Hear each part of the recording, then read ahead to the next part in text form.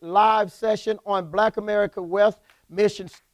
I'm Pastor Tony Cash. Anybody excited to be here today? I'm excited to be here. And today we're going to cover this idea about Black America and the reason we need a wealth mission statement. I really want you to understand this, that Black America needs a wealth mission statement. We need a unified wealth mission statement for our people. The Bible tells us something about wealth. It speaks extensively about wealth. It speaks extensively about financial stewardship. And it does not condemn us having wealth. It just simply says, when you have it, don't love it more than you love God. So it's time for us as a people to think about a few things. Who are we in regards to our wealth? What are our honest beliefs and values about wealth? Where do we see ourselves as a people existing in the realm of wealth? What dollar amount do we want to own as a people? What influence do we want to have in the community and the world? And what other lives do we want to impact because Black America respects money?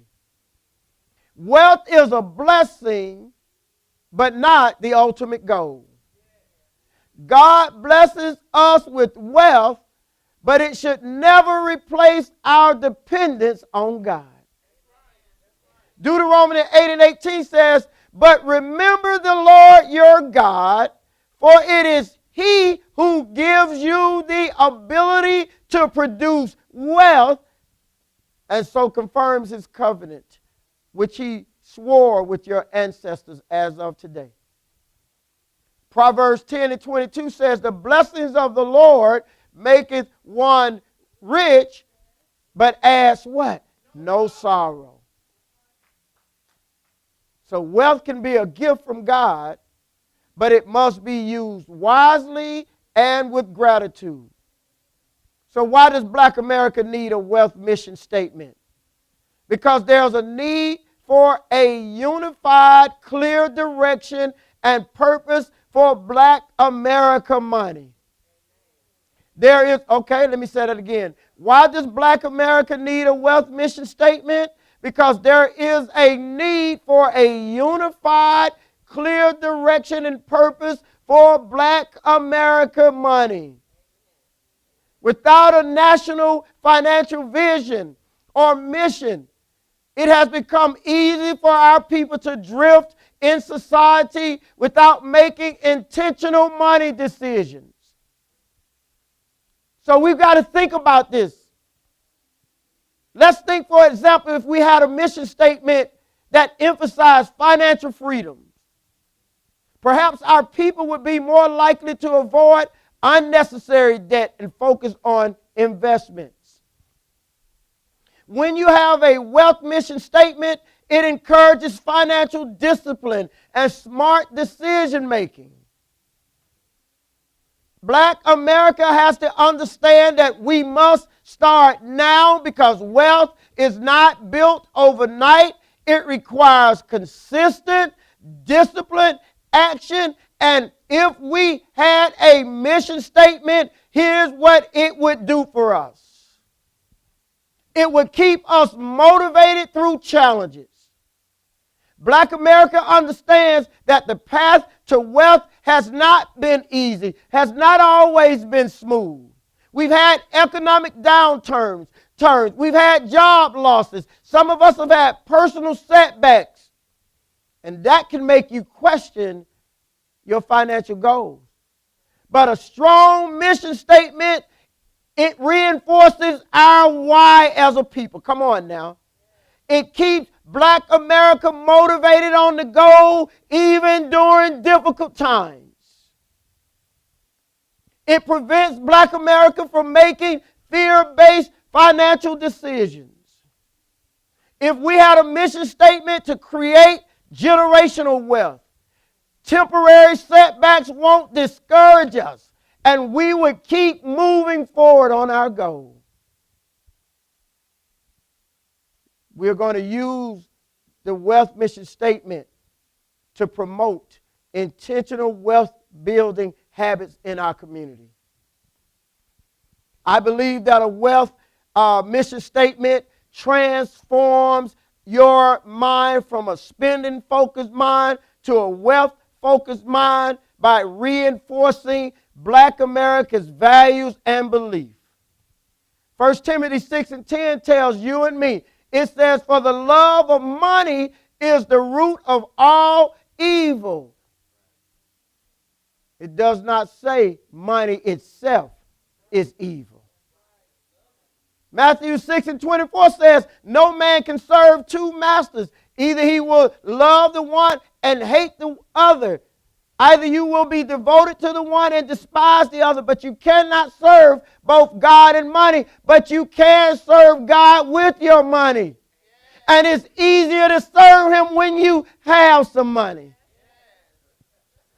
Now, come on now. Now, I'm teaching today. I'm not preaching, but let's just talk about it. I know females have reminded me my whole life, you get cuter the more money you have. Now, all of a sudden, inches come upon thee. When I met you, you were 5'8", but see, this money done made you 6 feet, brother. Money itself is not evil, but loving it more than God leads to spiritual downfall. And I got to put that in there because, you know, those prognosticators on the internet would say all he's talking about the wisdom of money for our community. What is a wealth mission statement? It's a clear declaration of Black America financial purpose, values, and long-term vision. It will help guide our decisions, help us maintain focus, and align our financial behavior with our personal values and spiritual goals. Incorporating the spiritual guidance of God into the Black America financial mission is vital. 1 John 2:15 says to us, love not the world, neither the things that are in the world. If any man love the world, the love of the Father is not in him. All that is in the world, lust of the flesh, lust of the eye, and the pride of life. And I'm here to tell you that the reason we need this mission, Black America need this financial mission statement is because our love life is wrong, it's evil, it's ungodly, and we've taken the financial gift that God has given us as a people and we put it into the flesh and the lust of the eye, and it did not please God, and so he did not bless us. The concept that Black America has to have now because of where we're at and how far behind we are is we must have a mindset that Black America is about to go on the offense in our finances.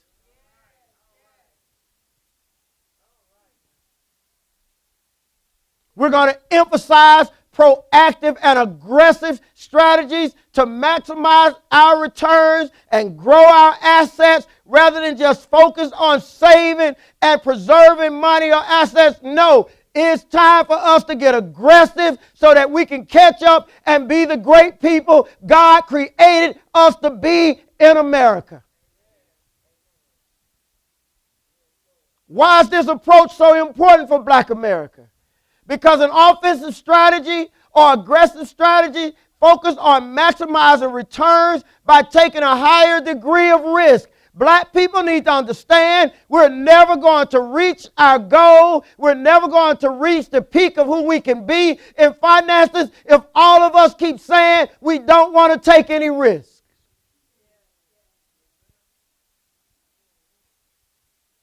A defensive strategy says, I'm more worried about minimizing losses, preserving capital versus growing the capital. It says, I've lost faith in God's ability to bless me, to trust me, to give me ideas, to give me, y'all ain't come to hear me today, to give me visions. And so I'm going to be defensive and save this $600. And I came to tell you, no, take that $600, put it somewhere that's going to make you $800, because the $600 next week ain't going to be worth more than $550.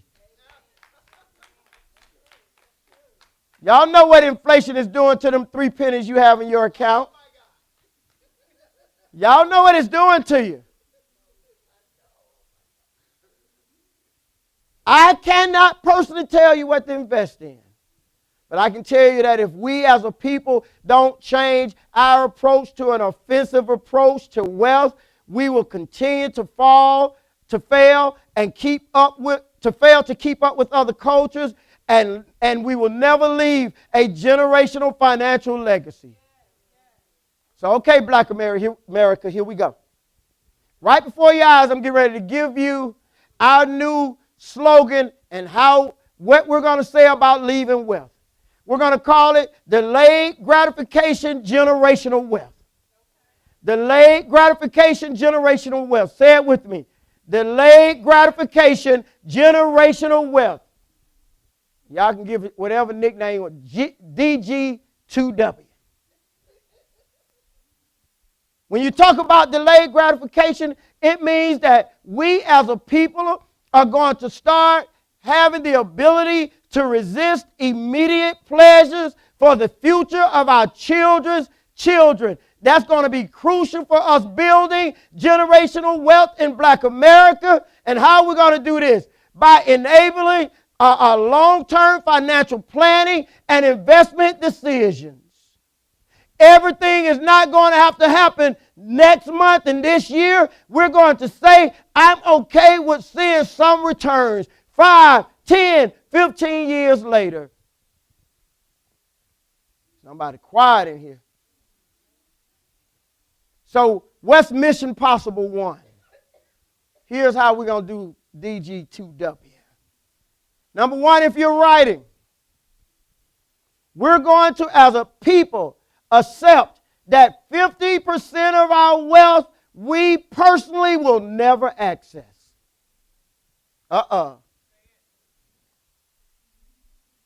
As a people, we're going to get to a place where 50% of our wealth we personally will never access it.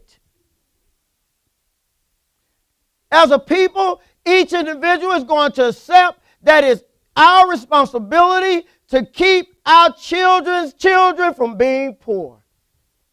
And number 3, we're going to accept the responsibility for bearing the financial cross to end poverty in Black America, one person at a time. Let me say that again. We're going to accept the responsibility for bearing the financial cross to end poverty in Black America, one person at a time. You know, I'm a big rap head. I love rap music. Chuck D, a Public Enemy, put it like this. He said, so many of us is in limbo. He said, how to get it on? It's quite simple. 3 stones from the sun. We need a piece of this rock. Our goal, indestructible soul. Answer to this quizzing. To the brothers in the street, school and not prison. History shouldn't be a mystery. Our story is real history, not his story. We're going to work it out one day till we all get paid the right way, in full, no bull, talking, no walking, driving, arriving in style, and soon you'll see what I'm talking about, because one day brothers and sisters are going to work it out. Do you believe that one day brothers and sisters are going to work it out? Jesus demonstrated delayed gratification when he resisted the devil's temptation in the wilderness. Jesus taught us the value of giving up temporary happiness for eternal rewards. Galatians 5:16-26 says, walk by the Spirit and you will not gratify the desires of the flesh. The best definition of mission is to take on any important task or duty that is assigned, allotted, or self-imposed. Delayed gratification, generational wealth is going to include long-term financial planning, saving for retirement, investing for growth, paying off debts. And by resisting the urge to spend, each of us can allocate more resources to investments, which can grow over time and accumulate generational wealth. Mission Possible 2. We're going to be a culture, a people who lives to maximize returns. Somebody say, maximize returns. In 2022, the median value of total stockholders among Caucasians was 67,800. Hispanics, 24,500. Black families, 16,500.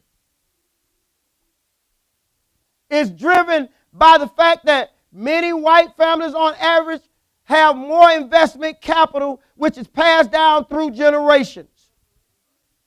Capital gains from selling stocks, which is a key driver of wealth accumulation, has disproportionately benefited other people and not our people. But we are saying no more. And we are taking an offensive approach. We're going to be aggressive in our strategy. We're going to focus on investing in assets that have the potential for high returns. Even if they come with a higher degree of risk, we're going to say, I'd rather try and die than die never trying.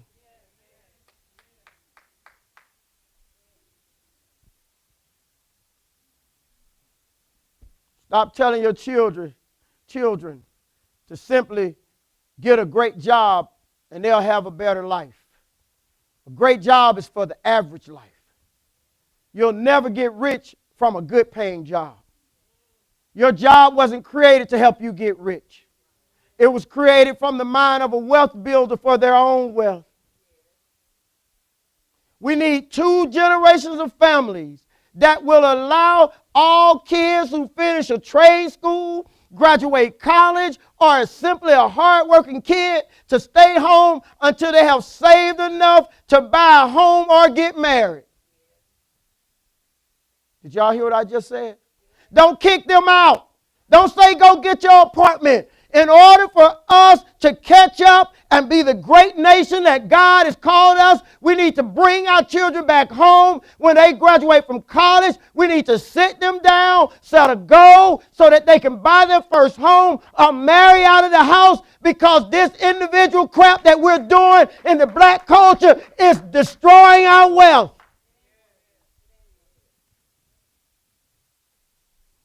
Number 2, Black America will say no to owning any new cars unless we personally have at least 10 times in retirement or investment the cost of the car. So if the car costs $40,000, you need to have $400,000 in retirement, investment, or your total wealth before you buy that car. So that means, for all of you who don't seem to always get it, if you got $3,000 in total value, martyr is smarter. See, y'all don't want to talk about that.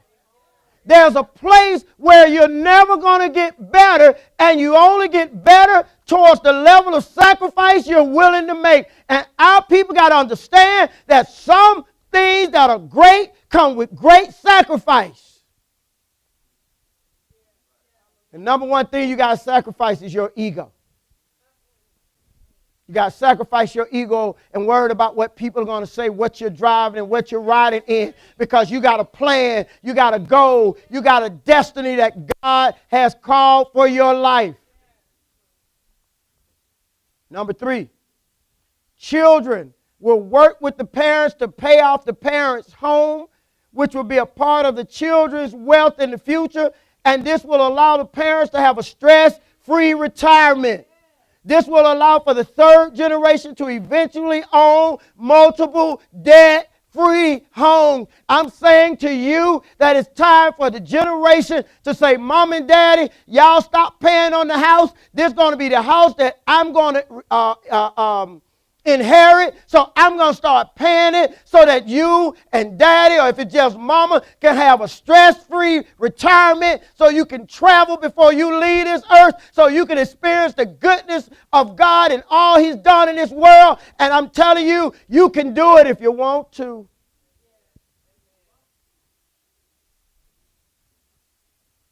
And we got to create a legacy investment account that the whole family contribute to.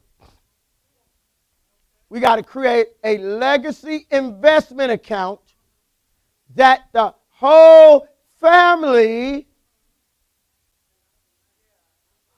contribute to. You got 4 children, and that's 5 contributors in the legacy investment for the next generation. Unfortunately, we're too behind to say, well, we got to pull us something out of it. No, we're doing this because we want to be a living sacrifice, holy and acceptable to God, which is our reasonable service. And if we don't get the holiness in the heart of us and do right by God and right by people, we're going to have generation after generation of poverty. Yeah, and I'm not hating on this Target issue. I'm not against the I'm not against the march. I don't want anyone to think I'm against the march. I'm not against the march. I'm not against the march. I'm not against. Okay, I want to make sure now, because when I say that, I don't want anybody to say, "Oh, he against the march." I'm not against the march. I'm not against the march. Remind me of that song, say, I'm not in love. The whole time he's talking about how much he loves it. I'm not in love, but don't forget our little silly games. I'm not in love. Like that. Okay. I'm not against the march. But this Target issue needs a broader perspective for Black America. Okay, let me help you with that. You have to understand that some issues in this country, you don't have to march the issue to right. You can invest it to right. Okay, I'm going to help you. Now, if you, as Black America, was the largest shareholder in Target, could they really end diversity? Because if they ended diversity, guess what they would also end? Your investment. And the companies are beholden to their largest investors. Okay? Who are the largest investors in Target that you think you're going against Target? But you need to understand something. See, I'm just a numbers financial guy. I wake up every morning 3:34 and I dig in the scene like the gangster lean. And so I'm just telling you about me. When it comes to this money, I'm in there. I'm trying to tell you, gangster, white wall, TV antenna in the back. You may have a great big Cadillac, sunroof top, digging in the scene with the gangster lean. Woo, woo, woo. Vanguard Group holds 45 million shares of Target stock. State Street Corporation holds 36 million shares. BlackRock holds 33 million. Capital World Investor holds 22 million. FMR LLC holds 12 million. Geo Capital Management holds 10 million. Bank of America holds 10 million. Wells Fargo 9 million. These are the people who don't have to march for Target to change its agenda. They just make a phone call. Because if they pull their investment from Target, then there will be no Target. What am I trying to tell you? We got to get to a place where we own these places and these companies so that when they make a decision, they got to check with us. We ain't got to come back later and go, well, we going to overcome. We shall over. No, it's time to come over. And we coming over to investing in these organizations so that before they make a decision that's going to affect Black America, they got to call us. They got to see what we think. They got to, come on, anybody ready for America to have to call Black America before she makes her decisions? So I want to challenge your imagination just a little. What if black leaders were teaching you to own corporations rather than simply march against them? I think what would happen is we would be in a more powerful position, because then we wouldn't have to march. We would give Target its marching orders. As a people, we've been owned before. Now it's time for us to own some equity in this country. Now it's time for us to be the largest equity owners in this country. And can you imagine what would happen if 75, 80%, 90% of all Black Americans owned equity in this company, and we got together and decided which companies we want to own stock in, so that when we want something to change, it's got to change. Come on now. When we want them to make a switch, they got to switch. When we want them to do something, they got to do it. Why? Because we are your largest equity owner, and you do what we say now. So we got to take, Black America, we got to take an offensive, high-risk strategy, even though that's more for a longer time horizon. We need every family to start out with a small investment portfolio, no matter how little you have. And that will ensure each generation after you will have a part of what we call the American dream. These are aggressive investment strategies. Normally, you wouldn't start out this aggressive. But when you're behind, you got to do what people who are behind does. Huh? If you were running a race and you were third place and you wanted to win, well, you got to exert what? A little more energy, right? You can't have the same energy that the runner in first place has, because they look like they are about to win. I'm trying to tell you, Black America, we got to do something different to get a different result. And where we're at, we've got to get on the offense, and we've got to become more aggressive in our money strategy. So what are we seeking? What is Black America seeking in this strategy? We're seeking capital appreciation. We want great schools, low crime, clean communities, which in turn will increase the value of our number one assets, our homes. We want long-term generational growth, investing in the best American businesses and becoming the largest stakeholder in these companies so that we have influence and power for change. Set up a family meeting and let's do our research. Maybe go to Fidelity.com, Charles Schwab, Robinhood, or whatever investment company you believe is best for you. Open every child you know a minor investment account and put the best amount you can in it. And you know what's even more amazing about it? You can seek investment support by calling their own 800 number. You can get it for free. A lot of people don't know the trick. You open an account on their site. Now you are eligible to call their 800 number for free and get advice. I just gave you a nugget, didn't I? See? You say, hey, I just opened up an account for my son, my daughter, my niece, And can you look at that for me? Sure. And I was just wondering, what would you think? Thank you. See, they're licensed, so they can give you that advice. We're seeking diversification. While we're focused on offense, we're going to diversify our investment to mitigate the risk and ensure that we're not overly reliant on any single asset or market. So that's why we need home ownership to be number one. Now, I'm going to tell you something that black people struggle to do, but I'm going to help you.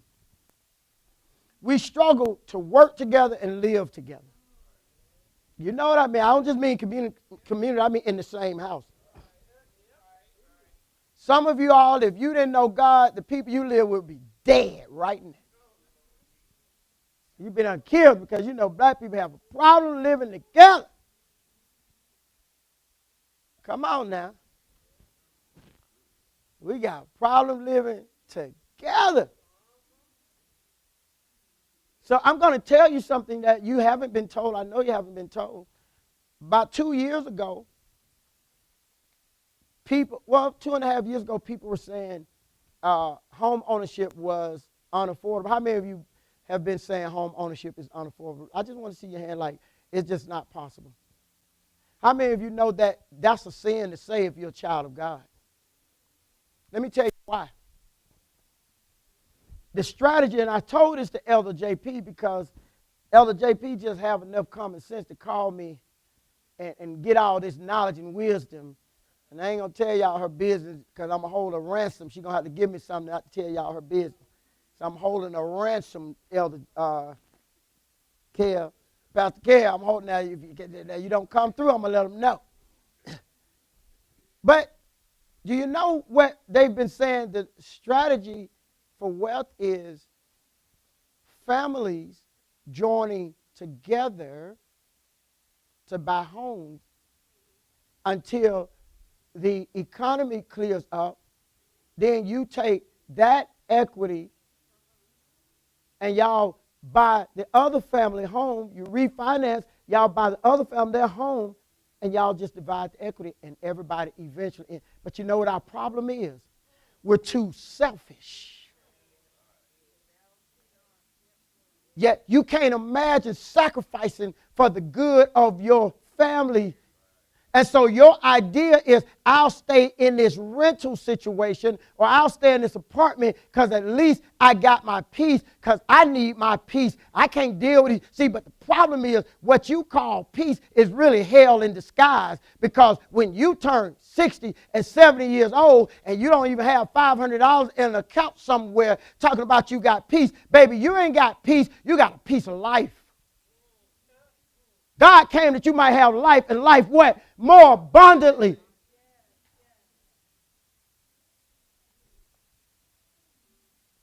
Am I helping anybody? We're seeking building wealth. And I believe a strong offensive strategy can help Black America build wealth faster by maximizing our returns, reinvesting our gains, from generation to generation. So we're talking about taking a proactive approach.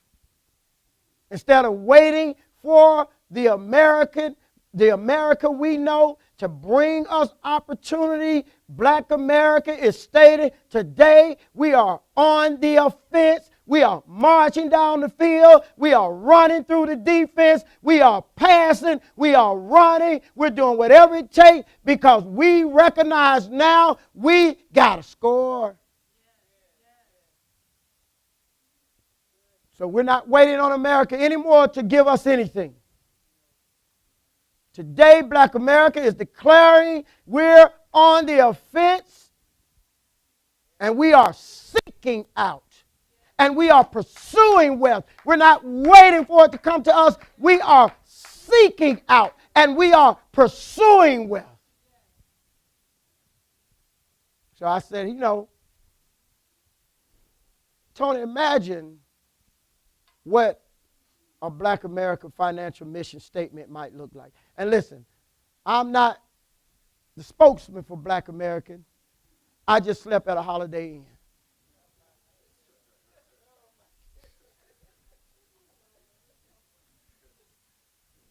I'll wait. Okay. This is what I imagine a financial mission statement smiler would be for Black America. Our mission is to empower Black individuals, families, and businesses with the knowledge, resources, and opportunities to achieve financial independence, wealth, and economic sustainability. We are committed to financial education, providing accessible financial literacy programs that equip our community with the tools to build generational wealth, economic empowerment, supporting Black-owned businesses, entrepreneurs, and innovators through funding, mentorship, and strategic partnership, wealth equity, advocating for policies and practices that close the racial wealth gap and create fair financial opportunities for all, investment and ownership, encouraging home ownership, stock market participation, and business development as a pathway to lasting prosperity. By fostering a culture of financial growth, unity, and empowerment, we, Black America, strive to transform economic futures and uplift Black communities nationwide. Together we build, together we sustain, and together we thrive. Together we build. Somebody say, together we build. Together we sustain. And together we thrive. Wealth is not just about money. It's about freedom. It's about impact. It's about purpose. It's about legacy. We build our wealth with wisdom, integrity, generosity, knowing that financial success is a tool to create opportunities for our people, bless others, leave a lasting legacy. So how do we do that? We stay disciplined.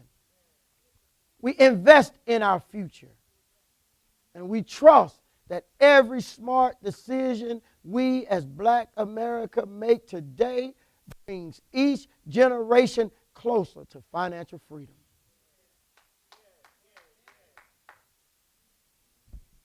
I'm coming to a close. There's a Black American wealth shift, mental wealth shift I want to give you. So today, as a people, we're going to shift our thinking, okay? Y'all say okay? You okay with that? All right, here we go. No longer will we allow anyone around us in our homes, on the job, to ever again say, I don't earn enough. Never again. Black America, we will never, don't think I don't understand pay disparity. That's not what I'm saying. I'm saying, as a people, we can advocate for it. That's not what I'm talking about. But we will never say, I don't earn enough. Saying I don't earn enough versus I don't know enough can have a huge impact on our mindset, on the opportunities before us, and the overall success. And here's why. The danger of saying I don't earn enough brings you to a victim mentality. It places the focus on external circumstances rather than your inner strength and who God called you to be. It limits your growth. It suggests that financial success is out of your control rather than something you can do or work hard towards. It brings missed opportunities. Instead of seeking new skills or seeking knowledge, it leads to frustration and stagnation because all you say is, I don't have enough to do. Money is a result, not the cause. Earnings are a byproduct of skills, values, and opportunities. If you focus only on earnings, you may overlook what truly drives financial success, which are your skills, your value, and opportunities. Now, here's the power of saying, I don't know enough. It's a growth mindset. Acknowledging that lack of knowledge leads to curiosity. It leads to you wanting to learn more and self-empowerment and improvement. It leads to increased earning potential. See, when you realize you don't know enough, you say, I need to learn a new skill. I need to start networking. I need to start gaining expertise naturally that will lead me to a higher income. It leads to empowerment. It shifts the responsibility to you, making you an active participant in your own success. It attracts opportunities. When you seek knowledge and skills, you tend to be in an environment that will answer your questions, that will lead to wealth and progress. And so the key takeaway is this. Saying I don't earn enough focuses on the problem. Saying I don't know enough focuses on the solution. The first limit is you. The first limit to your wealth is you. Your mindset, the disdain for small things.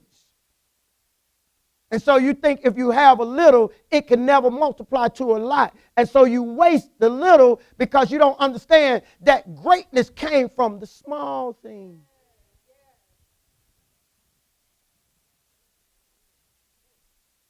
So the more you learn, the more you earn. Y'all didn't catch that, did you? The more you learn, the more you earn. And so here's what we all have to admit to. It's not that I don't earn enough. I don't know enough. I don't do enough. I don't care enough. I'm not passionate enough. I don't research enough. I don't hang around the right people enough.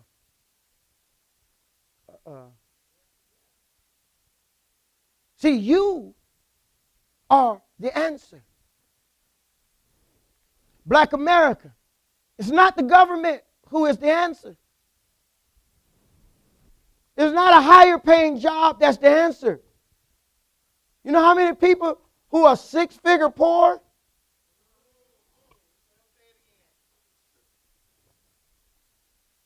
And I've said this before, not to be mean-spirited, but to bless you. There's no way two people living in the house, both earning an income, should ever know poverty. It is a sign that the devil is leading that home. Selfishness is leading that home. Somebody is hiding their finances.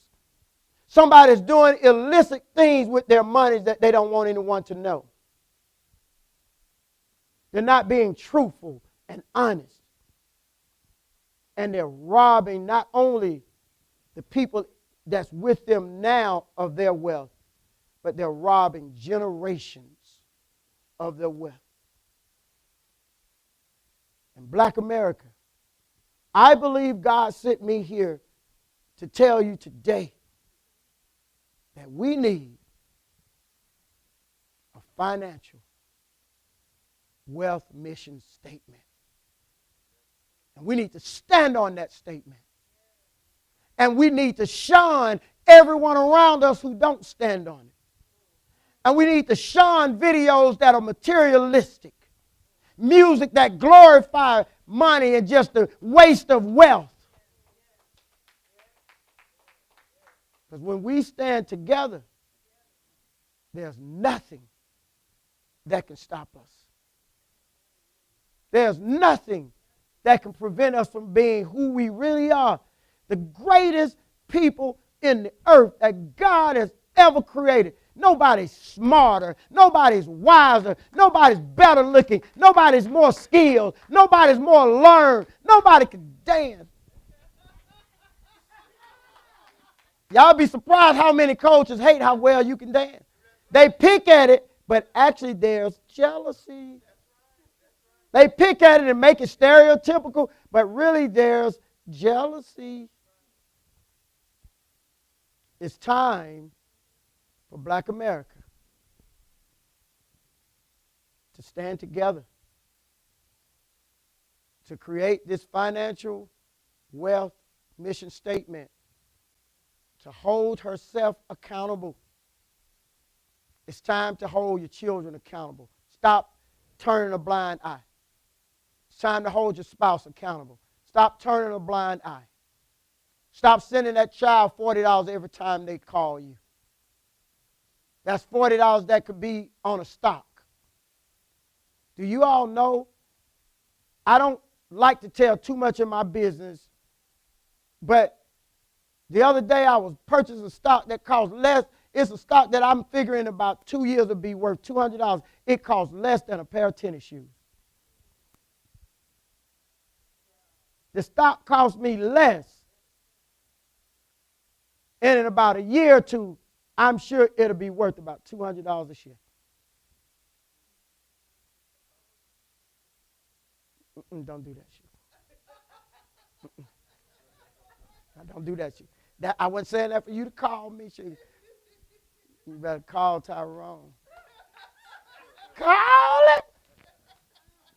You better call Tyrone. Tell him to come get your stuff. My point is, it's mission possible. Did y'all know that's the series this month? It's mission possible. I'm telling you, Black America, the mission is possible. Somebody give God a hand clap of praise. Absolutely.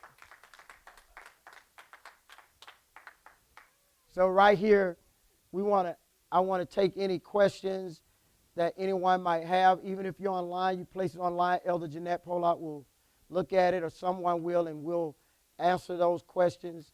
But we want to take this moment and just any way I can help you today.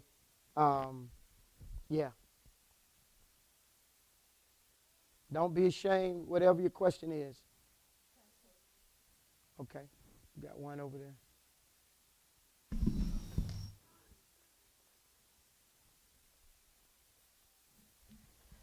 When you're in your golden years and you've already retired, when you were planning out your retirement, it looked real good, but now it look a little shaky. Where do you start there? Well, at 65 years old? Well, first of all, what's golden? Give her that mic. When you give those people those keys and say, oh, okay, because I didn't know what golden years mean. Because I feel like I'm in my golden years now, so I'm like, what does that say for me? Okay, she has a different definition of golden. Okay, Black people tend to do that. Well, number one, it all starts with not just the awareness, because clearly you're aware, but the willingness to seek knowledge and change. That's where it starts. So being aware of a problem, but being unwilling to seek knowledge to change it, just leaves you aware. What are we going to do with that? So I'm not saying you, but I would say to someone who is in the position you just stated, I would ask them, and I'll ask you, have you personally sought out knowledge? Give her the mic. Have you personally sought out knowledge to change your position? Somewhat. I haven't followed up. Okay. Sugar, the answer would be no. We don't have time to play games. Just say no. Come on, say no. No. Thank you. All right. And so if you don't do that, can there be any change? Come on, y'all talk back to me. If you don't seek the knowledge, can there be any change? Right. So we've got to seek the knowledge. Thank you, Barbara, for allowing me to mess with you. We got to seek the knowledge because sometimes there are answers we don't even know about. Anybody ever thought something wasn't possible, you couldn't do something, or whatever it might be, and then you talk to someone and they explained it so simply, you go, oh, I didn't know that. Well, it was because we didn't seek the knowledge. So seek the knowledge and follow up, okay? Don't just, right, you got to act. So follow up, okay? All right. Anybody else, any questions? Okay.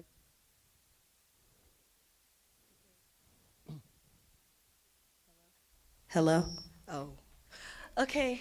So I'm in college. You know this. Who is that? It's me, Zoe. Hey. Hey, baby, the lights, they blinded me with science. Okay. Okay. So as a college student, freshman, how would you start investing? I would call my Uncle Tony. Okay. Okay. I mean, I don't know. Is that not a good answer? Like, how would you deal with an aching tooth? So, Pastor, let me follow up. Given Zoe, she can call Uncle Tony, but for those other college students out there that don't have Uncle Tony, where do Okay, they no begin? problem. I'll find you an Uncle Tony. Because I'm not going to send you out there on a rabbit trail because dealing with money is not that simple. And if I send you out there on a rabbit trail and start giving you all these sites, but find someone that you know and you respect that's dealing right with money or it appears, and they will help you and lead you. I'm not even going to say Google it because I found something out. A lot of times when you Google things, it's such a broad and it don't fit necessarily what you're dealing with. So find someone you can trust. And I will tell you this if you're a young person. If you have 0 people, I promise you, I'm not just telling you, they'll do this. You can call Charles Schwab, Fidelity, all those places. I promise you, they will help you. A lot of people don't know that. I'm not just saying that. Call them. They will help you. They'll help you set up the account and everything. Yes. Another question. Okay. So if someone has, they don't have an emergency fund, they have maybe $10,000 in credit card, they are not strong with their investments, but they may be contributing to a 401. What is their first step to moving forward? Yeah. I mean, I can't say in general what they should do, but if you just ask me, like just listening to that scenario, I would say, let's first start working on paying off the debt. Let's see if and then now that's based on what the interest rate is for the debt. I mean, if the interest rate on the debt is 0%, and then you can still take some money and invest, that's different. But if the interest on the money is 13, 14, 15, 20, which they are these days, percent, we want to first start knocking down that debt and then start working on that emergency fund and then start working on. Now, I'm going to say this to you, though. That's a cookie cutter answer. I'll be honest with you. Some people are in such a situation, they don't need to worry about the emergency fund. They need to just start investing immediately because of where they're at. Maybe a certain age where, okay, we just got to start doing this. We got to be aggressive. You get what I'm saying? Like sometimes the situation calls for an aggressive approach. Hold on.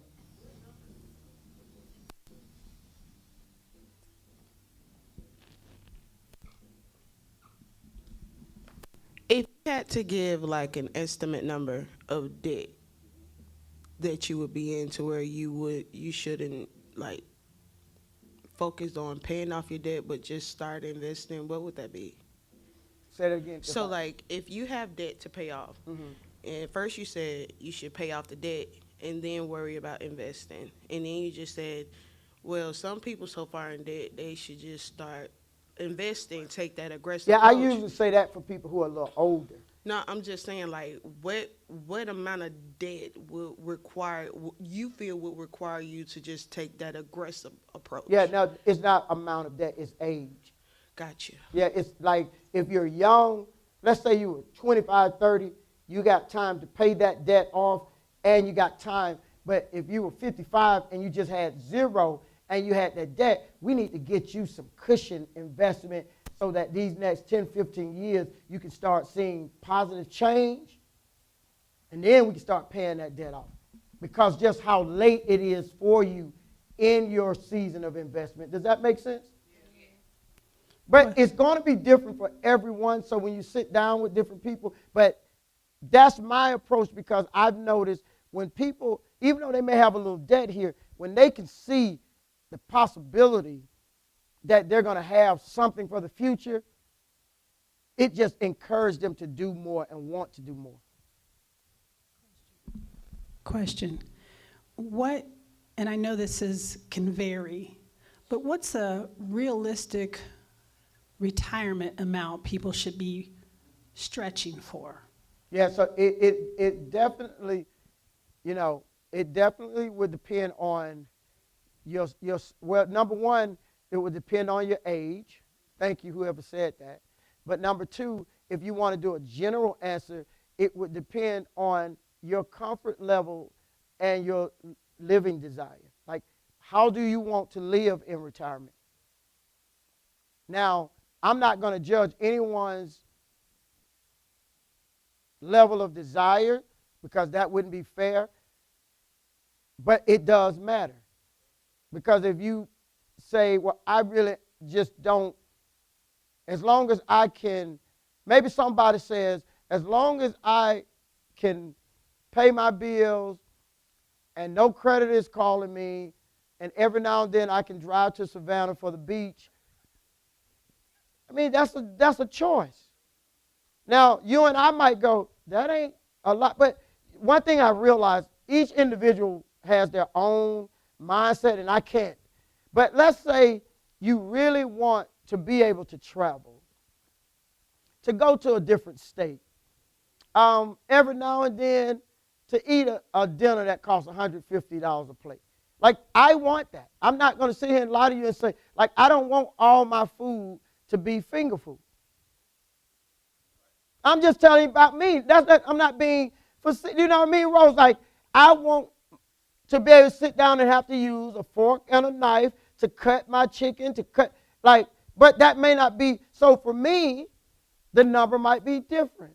And that's how you really have to approach it. But if you do a number, let's say you had a career where your average salary for 30 years was $50,000 or $60,000.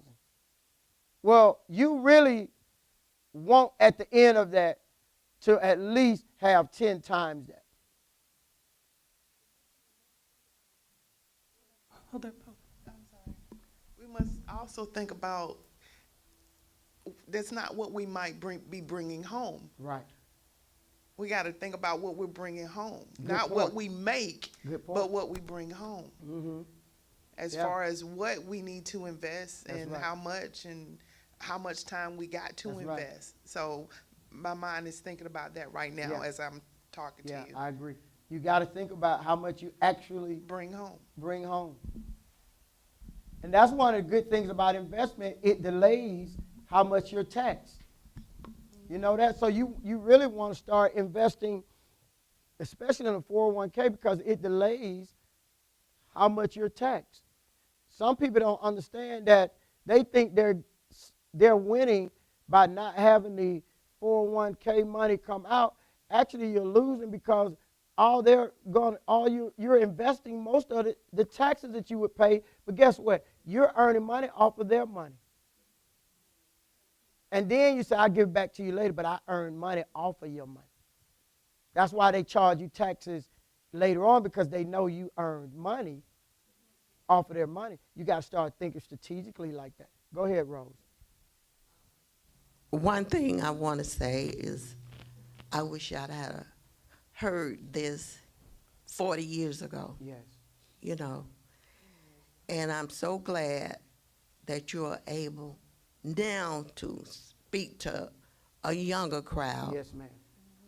because I don't have the same chances Right. that they have now. Right.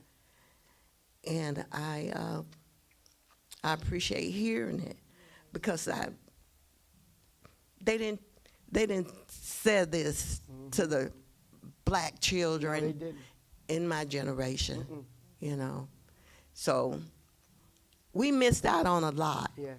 you know, and we, as far as finances, can't do as well as they can now, Amen. you know. I'm 74 years old. Am I 74 yet? 73. I'm 73 years old. You look great, Rose. Thank you. Thank you. And I tried with my 4 girls to teach them finance, Yes. you know, because I knew at one point they were going to have to take care of themselves. Yes. So we sit down at the table. They said, Mama, why we can't buy this? So we spread the money out to show them where the money go, Yes. you know. And we had just a certain amount left over, you know. So this is a learning for me. Thank you. But I think I did well on them, at least some of them. Okay. Love you, girl. Rose, you know, the thing about it, Rose is right. You know, because I have to tell you the real truth is that these things have been around for a long time. These ideas, thoughts. And one of the things is that you know, I don't mean this in a negative way. I'm not bitter. I'm not mad. Just hear me out. I've been doing this since our church doors opened. But I can tell you something about our culture that you got to hear me. I'm not upset. It doesn't attract the same way if you preach another way. And so the sad part often about our culture is the place we need to be and the people we need to hear often aren't attractive enough for us. So we'll be somewhere else on an emotional high, as Rose says. We'll be on an emotional high, but still walking beneath where God called us to be. Because at least it's a big building. At least he or she is well known. At least they're driving, blah, blah, you know. So that's a culture issue. And I'm just telling you, and I think one Sunday everybody in this church admitted, we can't say our pastor didn't try to help us become wealthy. Didn't we agree one Sunday? We talked about it. There's nobody I denied access to me. I would have opened the account. I mean, I'm going to say if you're listening to this, you got to get a little more selfish about where you, well, not just that, the people you're allowed to have influence in your life. Like, you got to get a little more selfish and say, now, Rose said this, and correct me if I'm wrong, Rose talked about being somewhere at a church for 20 years, and then she said, and she came and heard a different word, and she went, what? Nobody never told me that, like that. Yeah, and she's never left since because she recognized that it may not be 1,000 people, but it helps her 1,000 times over. And that's really all that matters. The number of people. Listen, most days in my life, I talk to 1 or 2 people. Most Saturdays, I'm by myself. Do you know I found something out? You can actually be rich riding in the car by yourself. Next question. Any I other do questions? have a question. Sure. So, during your sermon, you had spoken about it's more of a statement and reiteration for the younger groups, but you had spoke about families and groups of us not wanting to work together. Mm-hmm. I wanted you to reiterate to the young audience, some of the college students here, and the people online, the consequences of not of focusing on a party mentality or a microwave attitude instead of making the investments now when you're 20 and not making the and not making and instead waiting to make those investments. Okay, I'm 40, I'm 50, I'm gonna make those investments now. So those that's a two part. The Yeah, us I not got wanting to you. work together and the consequences you of not using your 20s to make those investments. Yeah, number one, the greatest indicator of wealth is not the amount of money you invest, it's the amount of time you have. So it's not the amount of money you invest. So Rose has been gracious enough to tell us her age. So let's say Rose says she wants to retire at 80. She said, I'm just going to retire at 80. I know she's already retired. We're just using that as a scenario. She says, I'm going to retire at 80. And she puts $5,000 a month in her account till she's 80. And that seemed like a lot of money because you say 5,000 times, let's just use 10. $50,000 for 7 years. I think she says she's 73. So, like, what's that number like? What's that?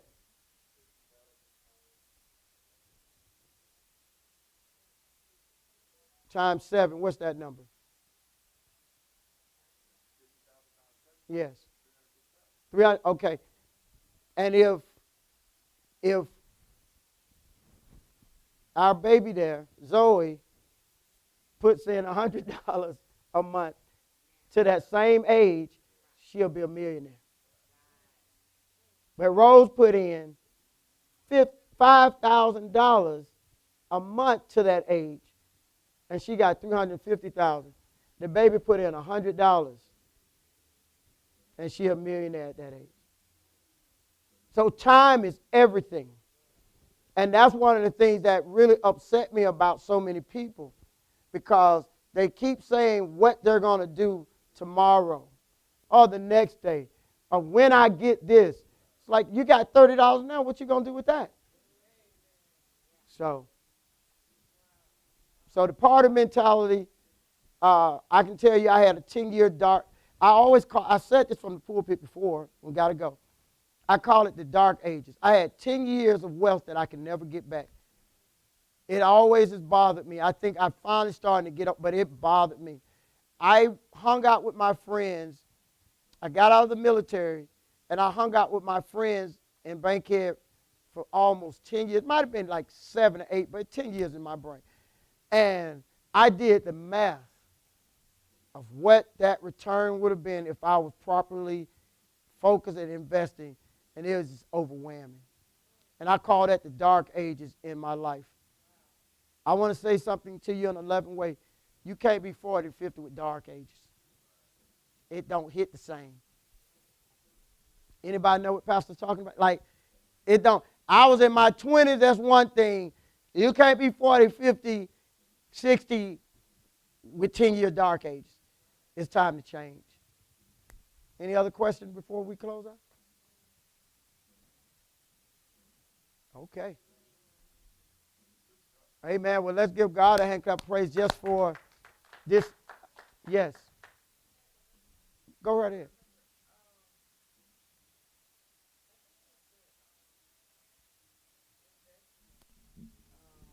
When you don't have any credit card debt or any debt looming over you, how do you figure out the amount that you should put in investment? Like, I have an RRA account, and I got that through knowing you and knowing some other Elder JP and some other financial advisors. And now that I am 55, I don't have enough saved. I don't have enough put away for retirement. And I know we spoke about that before. And I want to do what you said, be on not fast motion, but I know Aggressive. aggressive Yes. with the savings. How do I figure out how much as far as what I'm making, Sure. what to put away? Yeah. Yeah, we got to, when you sit down with, of course, I know you know Chris, who I love. So let's say you sit down with Chris. First of all, we have to ask you, okay, what age do you want to say, I don't want to work anymore? So if you're 55 and you say 65, we say, okay, we're not hating on that. That's okay. Now we got to figure out and do the math. What number do you want to? So like in your mind, do you have a number that you would like to get to by the time you're 65? Like 100,000 at least. You want at least 100? Oh, sorry, Okay. 150,000. Okay. Like that. And so then what we would do is we would look at if being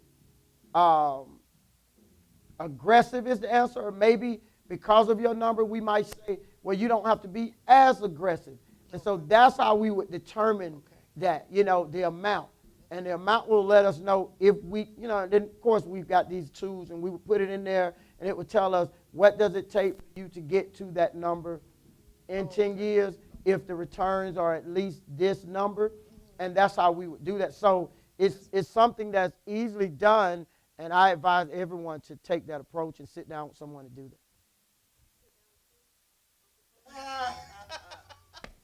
No, not me.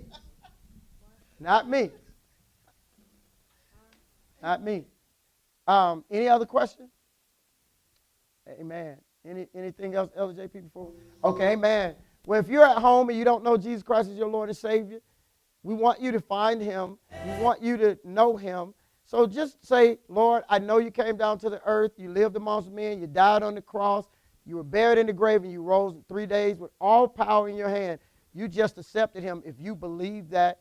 If you're looking for a ministry to be a part of, this is a great ministry for you to be a part of. I promise you, you're going to grow. If you're looking for somewhere to give, this is a great ministry to give.